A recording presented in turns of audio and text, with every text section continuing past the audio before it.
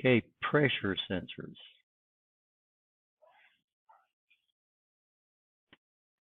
So what is a pressure?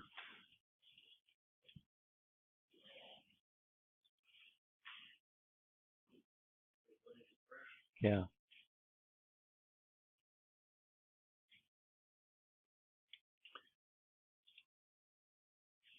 You can't have force without pressure, but you can't have force without pressure, right? I understand. But you could have a pressure without a force.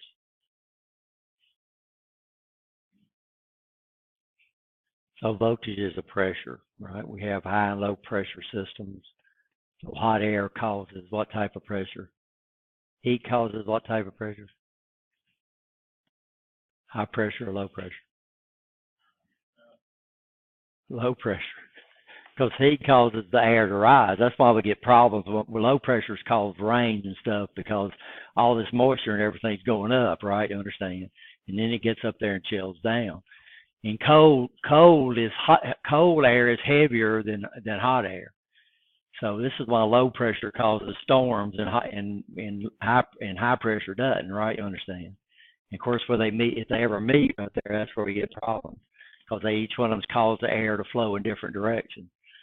So high pressure causes the air to go down, low pressure causes the air to go up, and then they start mingling together there, and then they do what? Then they change out and get, so pressure is basically a difference of potential. So voltage is a difference of electrical potential, right? Here we're talking about a difference in air pressure, air potential. So we already know what a sensor is, and we know we talked about position sensors, speed sensors, weight sensors, not counters, talking about pressure sensors. We haven't talked about flow. I don't know why it's highlighted it. Next, temperature sensors, light sensors, liquid level, motion, shape, size, proximity, moisture, which we're not going to talk about, and viscosity, which is the thickness of so viscosity is the thickness of liquids, where thickness is the how thick a solid is, right? So I don't know why flow is here, because it's actually the next one.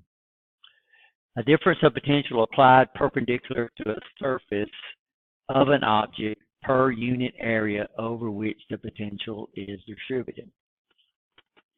So what's our measurement for pressure over here?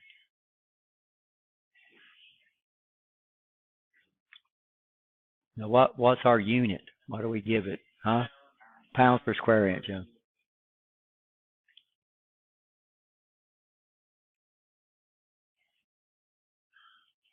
Per Rich. I was already thinking about, of course, and we know this is PSI, and this is an international unit. I'm sorry, this is what we call an imperial unit. The force per unit square that a material exerts on another. Now, to get a force, anybody had fluid power? Force is equal to what? Area times the pressure. Yeah, so we could have a pressure without a force, but we can't have a force without a pressure, right? So to get force is something that will cause a unit to change directions or go in motion or get smaller or something like that. 1 atmosphere ATM pressure at sea level we consider to be 14.7 psi, which is 101.3 kilopascals. Pascals is a very small unit. This is the ISO, or International Standard for measuring pressure. And basically, this is why it's so big. This is why we deal with kilopascals all the time, because 1 Pascal is equal to almost 7,000 psi. 1 psi, is almost equal to about 7,000 pascals. So that means in pascals, we're going to deal with what? We're going to deal with kilopascals, or a bar. A bar is equal to 1.1. So a bar is equal to 100,000 kilopascals. So a lot of your pressure meters, since Pascal is such a big unit, they'll use bars. So if you see 1 bar, that's 100,000 kilopascals. 100,000 pascals, or 100 kilopascals. Usually pressure sensors usually consist of two parts. We have some type of physical device that converts the force into a displacement. And then we have something that measures that displacement, converts the force or displacement into electrical signals. So these guys usually use, it's a combination of two sensors that we've already talked about that takes something that generates a pressure, right, you understand, to a force. So it's going to push against an area, right, understand? And then that area is going to work against a calibrated spring or something, and then we're going to measure the distance of the displacement. And this is the way most pressure sensors work. So pressure sensors are usually a combination of two sensors. The absolute pressure relative to perfect vacuum. So this is called pressure, PSIA. Gauge pressure, this is what most of us are familiar for. It should be on the gauge, it should say PSIG for gauge pressure, relative to atmospheric pressure of 14.7. So that means when my a gauge pressure, when the meter is measuring 0, there's actually 14.7 psi being pushed on. So what a gauge does is subtract the what? The atmospheric pressure. Everybody understand that? Vacuum pressure, pressure below atmosphere, measured low pressure relative to a perfect vacuum. Differential pressure, difference between two pressures. So absolute pressure is, if you got an absolute pressure gauge, I should have been setting that. It's going to measure sea level. It's going to measure where you're at. So at sea level, it's going to measure. The gauge is going to have 14.7 on it, because it measures the absolute pressure, the actual pressure including the what? Sea level pressure. Gauge pressure is going to show 0, right? You understand? So it subtracts out atmospheric pressure. Differential pressure, of course, this is what we measure the difference between two pressures. And I don't know if everybody ever did worked on HVAC systems. When you charge your Freon, you hook two gauges up. You hook it up to your low pressure and your high pressure, and how much you put in there depends on the differential, right? At a certain temperature. So that's pretty important too. Steel pressure measured relative to a fixed pressure. So here we can make this relative to whatever we want, right? You understand? So if we say if it's 100 psi above this side over here, then that would be a seal pressure. Everybody okay on these terms? Yes, no? Pounds per air. So these are different ways we measure pounds per measure pressure. We measure pounds per square inch, PSI, which is our main way of measuring over here. We measure in inches of mercury. Anybody know what we measure relative to inches of mercury? Every time you go to the doctor. Huh? No, this is pressure, not temperature. This is pressure, blood pressure. So if you ever looked at a blood pressure gauge, it's inches of mercury. It's relative to inches of mercury, which is pretty neat. Inches of water, Pascal, newtons, bars, and then kilograms per centimeter squared would be another ISO measurement. We also have a torr, guys, but I'll have to look up that. That's relative to this guy over here, but we'll look that up and see what a torr is equal to. Oh, there it is. So torr is relative to inches of mercury, millimeters of mercury. So over here we use inches of mercury. Everybody else, they use millimeters of mercury. We okay? Everybody okay? Use customary, the pressure resulting from a force of 1 pound of force applied to an area 1 inch squared. Force sometimes tends to cause a change in motion or shape of an object. So pressure, if we knew the amount of force was being exerted, we could divide that by area, and then this would give us the pressure. That make sense? So all we did was, all they've done is just transpose the force. And this is the way most pressure sensors work, because what you do is you have the force, you have the pressure generate a force. And then you know how much area that force is being generated in, and then you can calculate PSI from that, right? So a lot of your pressure sensors are doing this right here. They know the size of the force, right? You understand that? I mean, I'm sorry, they know the size of the area. You come in, you put a pressure on there, it causes that area to deflect, and it's going to cause something to move. It might be just an indicator. It might be working against a calibrated spring. And when that thing moves a certain amount, your indicator goes up and says what pressure you have.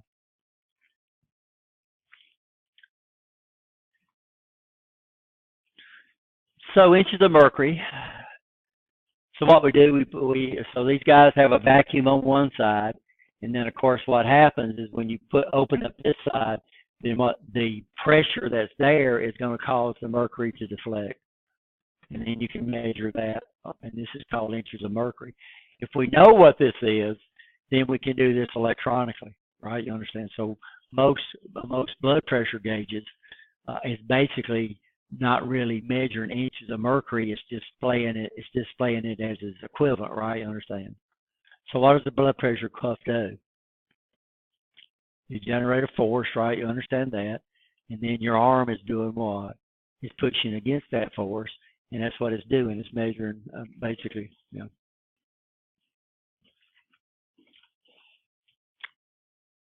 So inches of water works the same way, guys. So Pascal, this is the international standard, which we do backwards. People call it the SI standard because it's French, and they have, I can't remember exactly what it stands for, but the French usually swaps the words around for us. So this is the international standard for pressure. The pressure exerted by a force of magnitude of 1 Newton perpendicular upon an area of 1 square meter. So this is the way they're given out in here. So it's given in units called what? PA, pascals.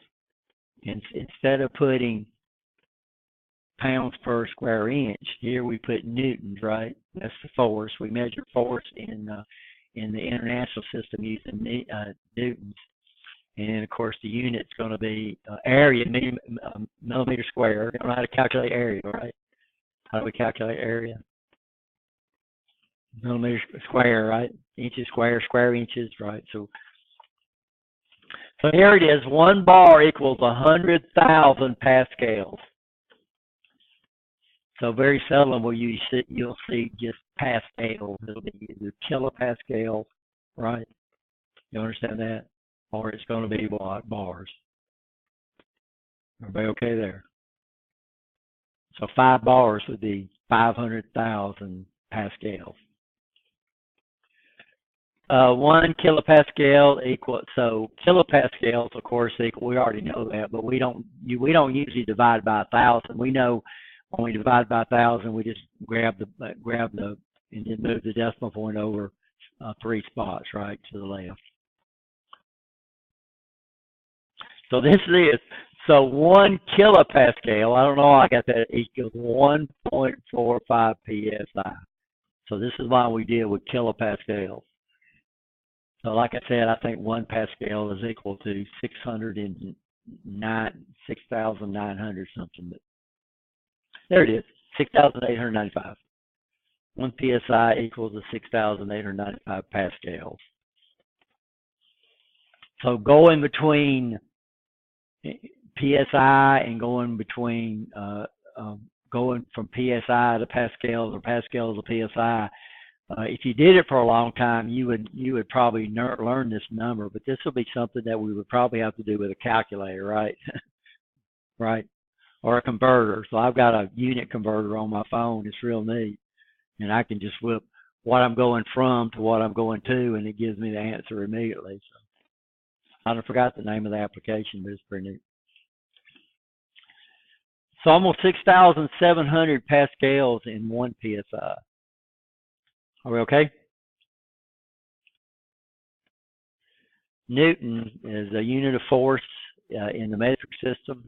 The force needed to accelerate 1 kilogram of mass at a rate of 1 meter per second squared. So, and these are not formulas you'll have to know. It's just that for a test, But you know, y'all have access to these PowerPoints. As far as I know, you have access to your Blackboard sites at the college until Blackboard crashes and we lose everything, right? So all this information, if this ever pops up, then a good source would be to do what? Log into your Blackboard account if you hadn't forgot your password, right? And then look this stuff up. So this is just a conversion chart, and these are very, very popular too. Of course, this is what we used to do every time. We'd have these conversion charts that we'd look up, but now odds are you're able to get an application on your phone, right, that you can download to your smartphone, and you can do it just by, like what I was saying, just whip these numbers in. So if you follow the one down, of course, this would be so 1 inch of mercury. 1 inch of water would be equal to 1 inch of water. So notice they have it on both sides. So we could use this chart to go from anything to anything, right? So if I wanted to go from bars to PSI, so bars to PSI, I would just take my PSI and divide it by this number, right? Because my bar is 100,000. Yeah, so 1 PSI equals this many bars. So if I had PSI and I wanted to go to bars, I would divide by this number.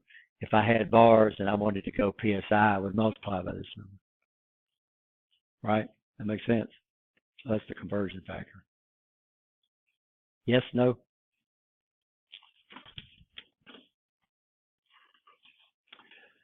So I don't know where I got this chart, guys. I didn't make it, but it came off the internet somewhere. So these are basically pressure gauges, and this is what we'll run into a lot, especially over here, where they have multiple readings on the same gauge.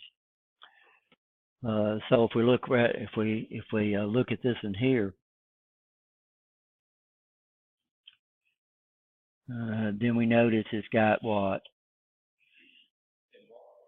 Yeah, this is bar. So these are bars, and then this right here would be PSI.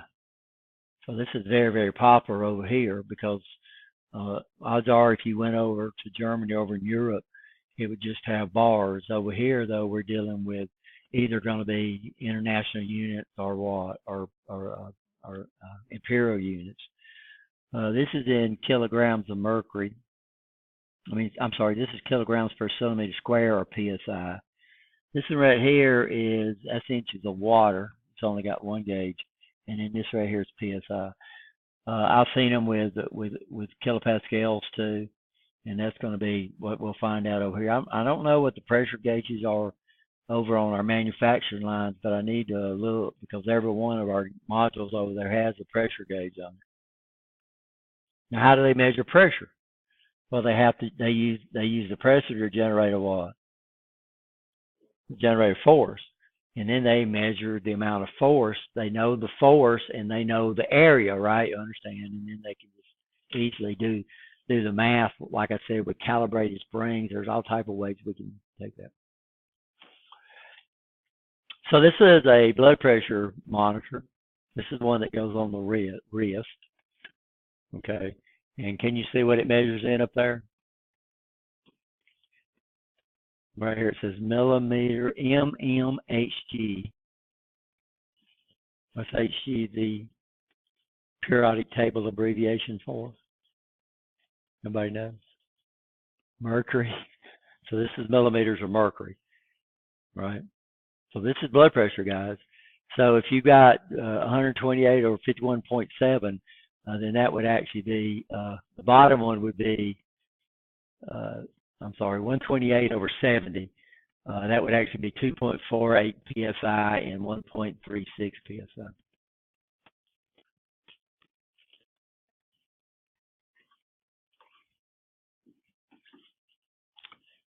And then, of course, here, let me go to this link. So we talk about high pressure and low pressure. What is high pressure and low pressure measured in?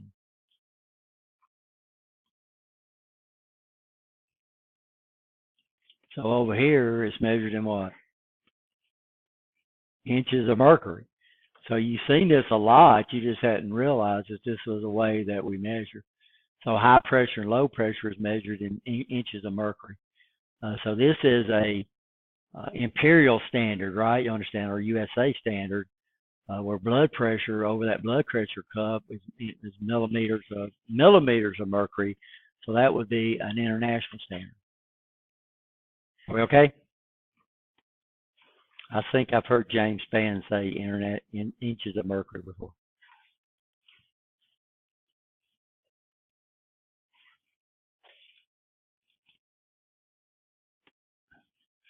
So this is the basic electromechanical pressure sensor.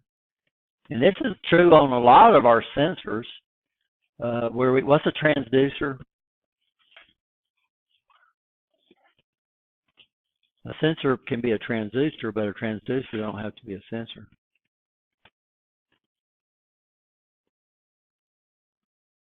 So a transducer is something that takes energy in one form and converts it to an equivalent value, right? You understand? You don't have to be a sensor. It could be a water wheel out there at Tanny Hill taking water energy and converting it over, grinding corn on the inside. That would be considered a transducer, right? You understand? A sail on a sailboat, that would be a transducer, right? It's taking pressure, a force, and converting it into motion, right? You understand that? So we're going to take this physical element that's coming in here. We're going to have some type of transducer in there. So this whole thing is a what? Pressure sensor, right?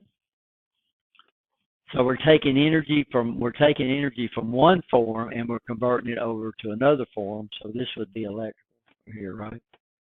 So we can have transducers. So a sensor will be a transducer, but a transducer don't have to be a sensor. It's just like a Ford is a car, but a car don't have to be a what? A Ford. Right? And then we have our signal conditioning. This could either be analog or digital. Our pressure sensor over here, these are digital pressure sensors. So we set the level they want to trip. In fact, our pressure sensors, these are upper and low pressure sensors. So we can trip it for a high pressure, and we could also trip it for a low pressure.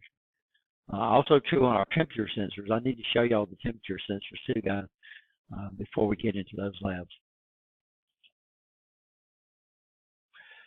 So sensing element, we could have what we call a boron tube. We could either have a C-type or what they call a helix type. Then we could have what they call a diaphragm, and then we can have what we call a bellows type. I think we have a bourdon tube over here. So the way the bourdon tube works is that it's in the shape of a C, or it's a helix, and then when I put pressure into it, the thing tries to straighten up. You've done this several times when you was a kid at a birthday party, right? You had the little thing you blew on, it was in a C, right? Put pressure in it and it rolled out, right? The less pressure you put on it, the less it rolled out, right? And so these are bourdon tubes. Now diaphragm, what we do is we just push it into that and it displaces the diaphragm in there. And then a bellows is pretty easy to see how that works when it comes around. It's basically just, our bellows is metal. And of course, when you put pressure into it, it expands. If you put a vacuum into that thing, it would compress, right? So bellows are very popular to measure both pressure and vacuum. And what is a vacuum?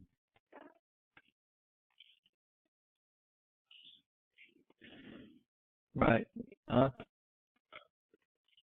Right, but it's below. Anything below atmospheric pressure is considered to be a vacuum. Right. And then we have a perfect vacuum, which means it's zero, right? You understand that? But a vacuum is considered to be anything below atmospheric pressure. And then the transducers, we can use a potentiometer, so we could attach a potentiometer to the C, right, to the bourdon tube, or we could attach a potentiometer to the pressure sent to the diaphragm, or we could attach a potentiometer to the bellows. And when the bellows moves, then the potentiometer would turn, and then we would get a voltage out of it relative to that. So we could use a piezo-resistive device. Piezo-resistive devices, y'all have used these before. These are devices that convert a pressure, piezo-resistive. So piezo meaning pressure, resistive, so these would be devices that varies their resistance with pressure. So we've got this little pressure sensor that I put out, if I can find it real quick. I'm listening. That's the diaphragm type.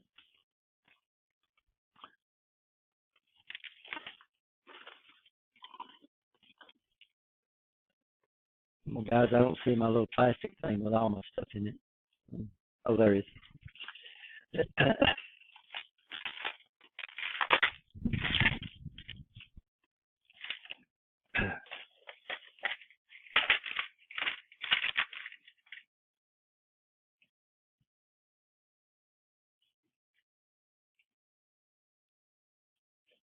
So this is a piezo-resistive device. It works a lot like a strain gauge. But what happens is when you come up here and put pressure on this, then what it does is it changes the conductor, right? You understand, which does what? Change the resistance, right? So this is piezo-resistive. So this guy changes its resistance with pressure.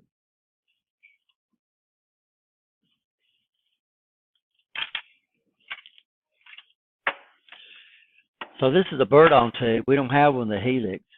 So the pressure comes here at the bottom, and then when it comes in, it comes in and makes this thing do what?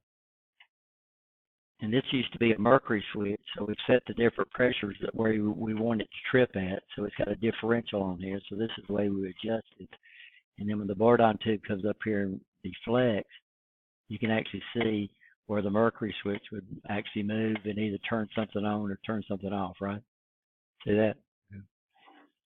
And of course, the bellows, what we're trying to measure would come into here. And then when it pushes in, it would cause this guy right here to move, right? So it's working against some type of calibrated spring in there. And it would cause this to move. And then my transducer would be attached back here. That makes sense? And of course, this is a bellows, which is, by the way, bourdon tubes can use to be measure vacuum too. So if I put a vacuum on it, then it would do what? It would go this way, right? You understand? If I put a pressure on it, it would do what? It would go that way. This right here is very popular for measuring pressure. We can make it measure gauge pressure just by exposing it to the atmosphere, because then it's already measuring 14.7 psi, right? I've seen them where they had two slots in it, and you bring two pressures, and it actually would give you differential pressure on it too, which is pretty neat. But this guy's pretty easy to see how it works. So if I was to put a vacuum on it, it would do what? It would compress. If I was to put a pressure on it, then it would do what? Expand. And then somehow we would attach our transducer to that, right? You understand that?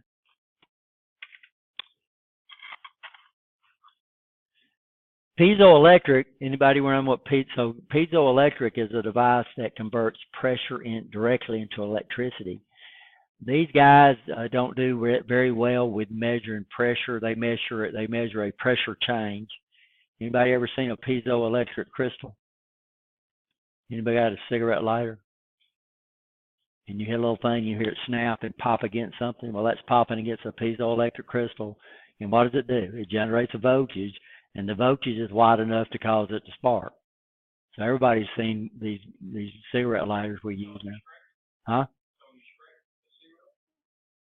Yeah, when you pop it, that's what you do. When you click it, we're not talking about a Zippo that uses lighter fluid. We're talking about the ones we now knew that uses butane, right? You understand? And what you do is you put a string of gas up through it, right? You understand? And then you got a clicker. You come up here and you click it, and as soon as you get up past a certain point, it pops loose and it comes back and strikes a piezoelectric crystal, and it generates a voltage that's high enough to do what? To generate an arc. But piezo-resistives don't directly measure a pressure, they measure a pressure change. So they only, if you got a static pressure pushing against a piezoelectric crystal, it don't do anything. But if you changed, it would generate a voltage equal to the change. Inductive, LVDTs, we already looked at that. These are position sensor, capacitive or piezoelectrics on there twice, guys. I just noticed that.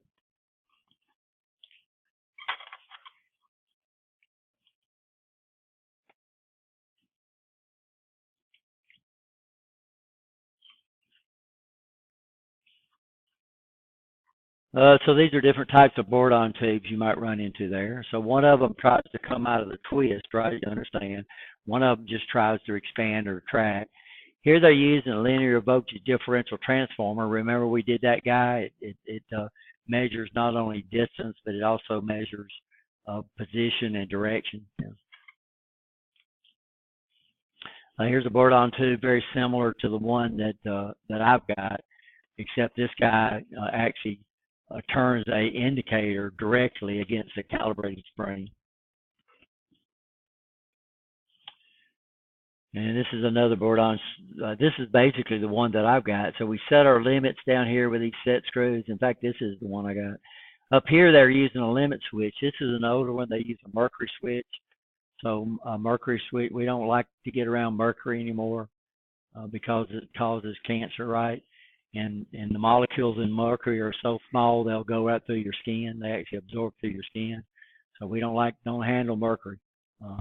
Lead is only dangerous to you if you've got cuts on your hand, right? You understand, or you get it in your mouth because the molecules of mercury are too big to go through your skin. So it's safe to handle lead. Did I say lead? It's safe to handle lead just as long as you don't stick your hands in your mouth, right? You understand, if you don't have any cuts. If you got cuts and you're going to handle lead, you need to put some gloves on. So here's the diaphragm, almost exactly the one like the one that we got.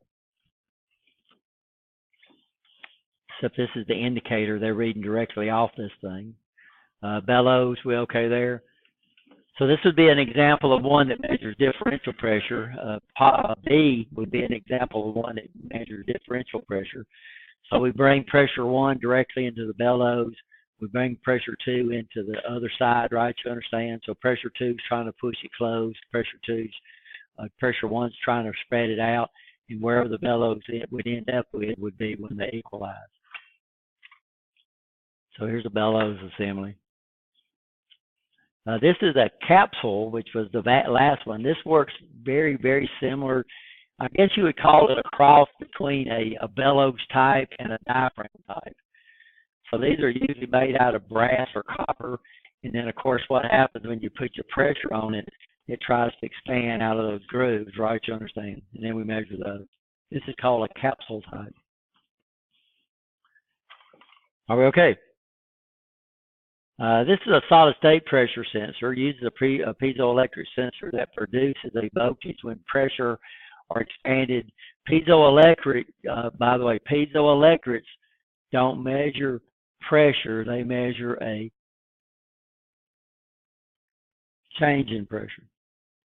So the only way a piezoelectric will put out a voltage is if you move. As soon as you push on it and you stop, then the piezoelectric doesn't do anything anymore. Right? So that's on your cigarette lighter you got to do, or your lighter. You just pop it once, and the voltage comes out there, and then it's gone. Because as soon as it strikes it, the voltage is there. The thing that hits the piezoelectric is still up against it, right? Because you hadn't cocked it back, but the voltage is gone because you don't have the watt anymore. You don't have the motion, right, or change. Yeah.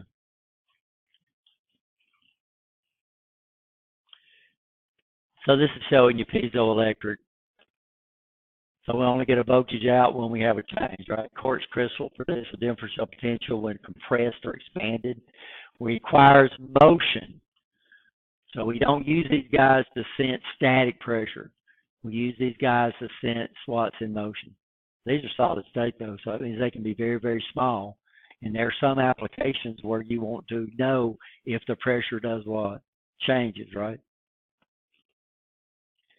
Used to measure turbulence, used to measure blast, ballistics, and engine combustion. Stuff that blows up. Or controlled blow-ups, right? Like engines. Typical piezoelectric. So the actual piezoelectric is down here, but that's okay. And these are still piezoelectric, piezo-resistive. So this is what we have up here. And they use a Wheatstone bridge. See, so we got 4 of them, right? You wire 2 on one side, 2 on the other side, and anytime you get a shift, right, it's going to give you an output. We're okay?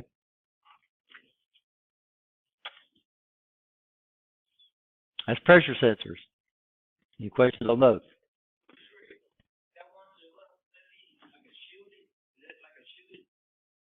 What? This one? No, that's just a screw we mounted on. So that's just a screw you mount it in. This hole right here would be where the pressure comes into it. So these guys would be screwed into a thing on the top of whatever you wanted to measure the pressure, right? Understand?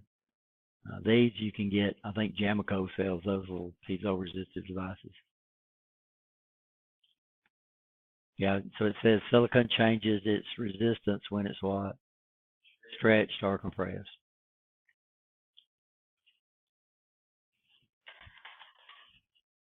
So these are our temperature sensors.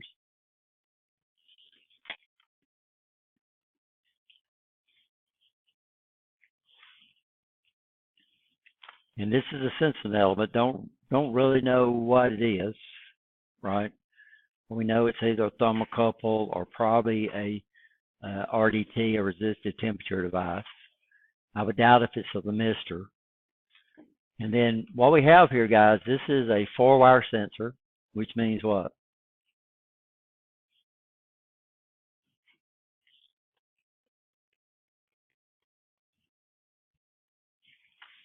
We've talked about this several times. 4-wire, yeah. So all these are going to have to be powered. The only sensors that we have, the only sensor that we had that powers up through the load is the inductive sensor. All the rest of our sensors have to be powered.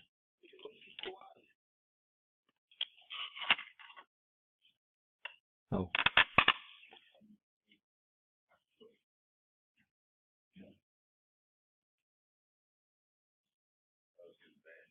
Yeah, it's in the back. That's what I was trying to show you.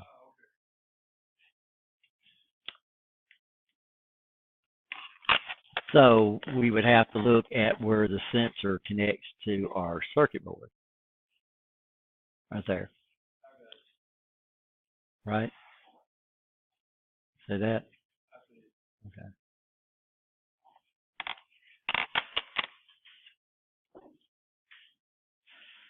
So what does that mean?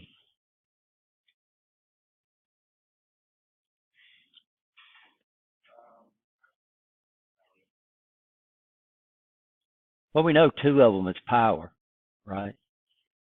Don't understand. Yes or no? So we know 1. What color is it? And we know 3. What's that? Yeah, but this is 1 is power, right? So what's power? So power is 1 and 3. So we connect 1 toward L1. Then we have to connect 3 to L2. So we connect 1 toward L1 because we could have other control devices. So I could come over here and I could have a switch and a switch. But if this guy right here was there, then this guy right here would be 1, and it's going to point toward L1. So when this contact closes and this contact closes, that would put voltage right there, and then I'm going to take 3 and run that over to L2, right? You understand? So 1 does not have to be connected to L1. It's just got to connect. It's got to point what? Toward L1, right? You understand that? Okay. course, this is a little different because of what we have going on here. All right, this is the temperature switch. Yeah. Now the problem is, this is the problem we have, is this guy right here that we got is rated at 24 volts DC. And then we know we have black, right? You understand? In fact, L1 is not on that side. Normally we draw L1 on.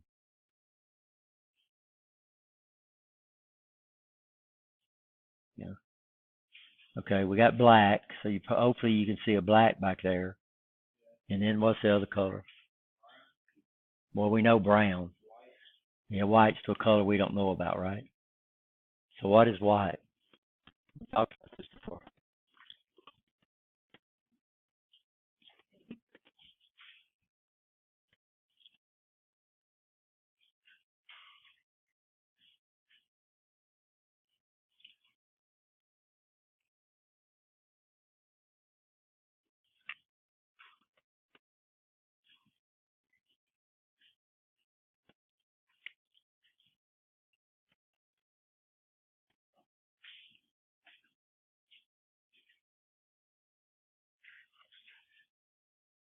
So most of our sensors have this, huh?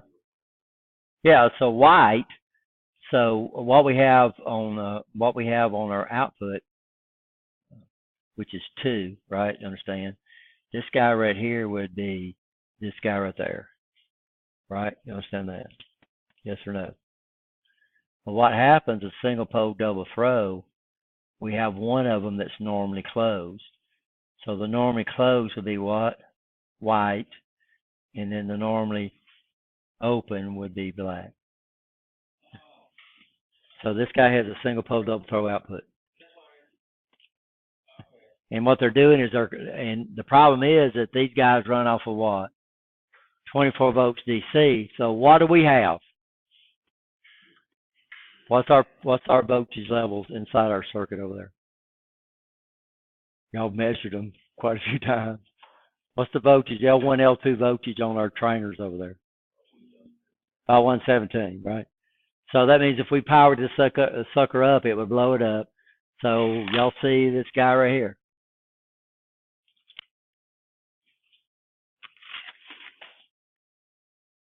What do you think this is for?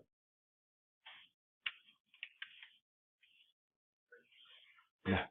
This is for a transformer. So we're going to have to get some plugs in here so we can plug these things in, guys. I need to bring an extension cord up here. So all we have to do on this one, we have to plug this in.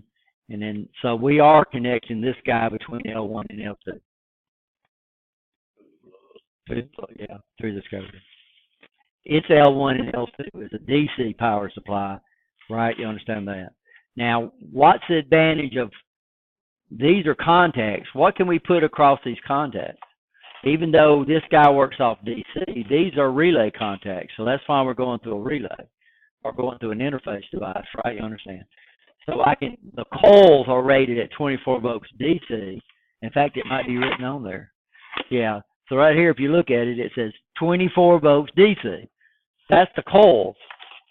What can I put across the contact of a relay? So I can take, huh? What type of voltage can we put across the contacts of a relay? The coil has the only thing the coil does, we had a guy, he was a neat guy, but the starter switch went out on his lawnmower, and you know what he put in there, which is a 12 volt system. You know what he put in there to start his lawnmower? A light switch. So he had a light switch mounted on his lawnmower, and you get in there and you flip the light switch. When it cranks, you put it down. Because switches don't care if you put AC on them. Switches don't care if you put DC on them, as long as you don't exceed the maximum voltage that the switch can handle. Relay contacts don't care if it's AC. It don't care if it's DC, as long as you don't exceed the voltage of the gap that the gap is rated at. So just about all contacts are rated at 2 things. They're rated at how much voltage they can break, and how much current they can handle, just like a fuse. So fuses are rated in two different things. They're rated in how much voltage they can break, right? You understand, when they blow, and they're rated on how much current they blow at. So contacts are basically the same thing. If you exceed the contact rate, current rating of them, then they're probably going to heat up, right? You understand? If you exceed the voltage rating on them, that means when they break, they're not guaranteed not to arc over and clear the arc. So over here, we're putting 24 volts DC off our plug. Over here, we're going to use 120 volts AC to switch these things. We got what we call a single pole double throw, right? You understand? So they're using one of them up here to control this relay, and they're using another one to control this relay. So the white one controls one, and the black one controls the other. So we're using control relays. So these are the function of control relays. So what do we use control relays for?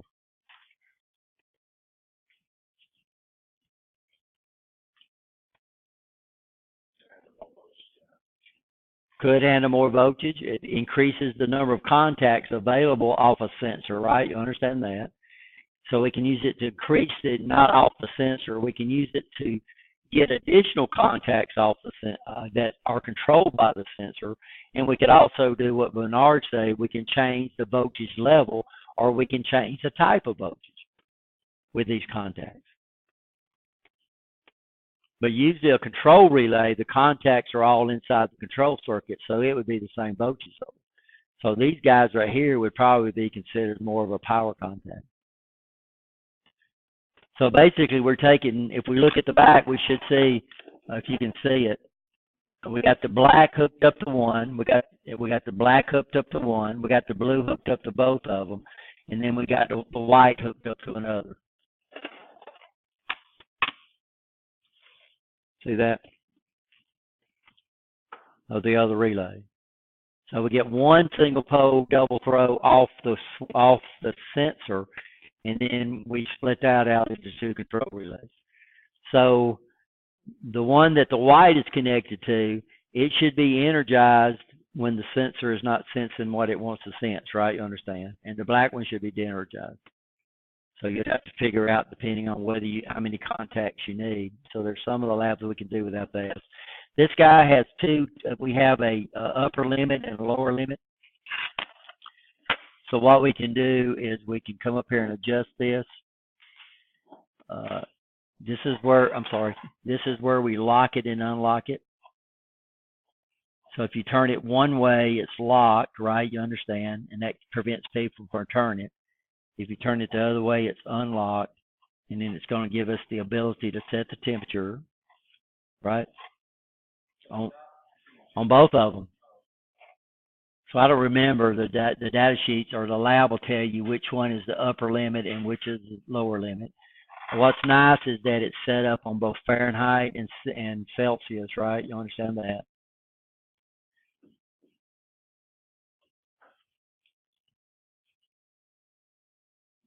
And then we'll have to get some cups too. Normally what we do, and I don't know if they'll let us do it or not, but normally what we're going to do is we're going to have ice water, and then we use warm water.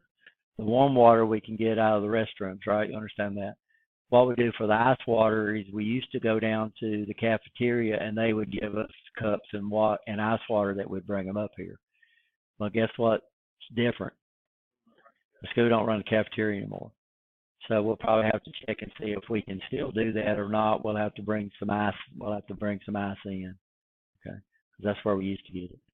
And that's what you're going to do. You're going to set a temperature, and you're going to come up here and you're going to expose it to cold water and stuff like that, or ice water, and then it's going to trip and cause your circuit to. So it's temperature sensor, right? Are we okay? Okay. And this is pressure sensor. Odds are we're not going to get to this guy, guys.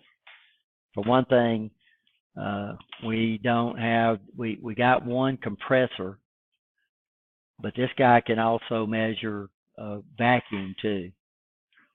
And then you program it. It's got the procedure on how to program it in the labs. And then you can set an upper limit and a lower limit. And then of course this is a four wire sensor too. So it's wired up basically the same as the temperature sensor. So we should see a black and a white coming out of this if I can get it on there.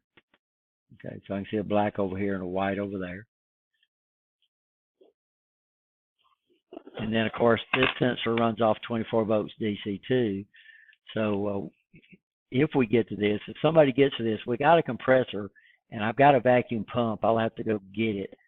It's a hand pump that generates a vacuum that I bought that you use to bleed brakes with.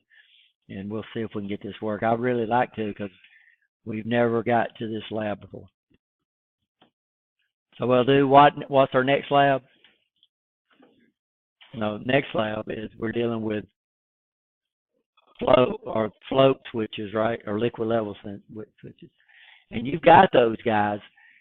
So probably what I would like you to do is just to get labs out of the way before you do the design project, like on the temperature sensor, or I'm sorry, the float sensor. Do the first two labs, which they give you the circuits and everything, right? You understand?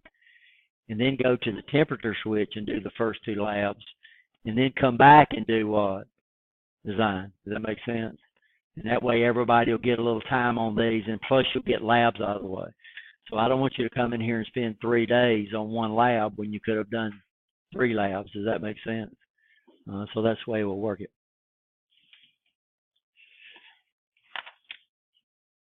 Okay, guys, you'll take a break, and we'll talk about float sensors, and then we'll be through with our lectures for the semester.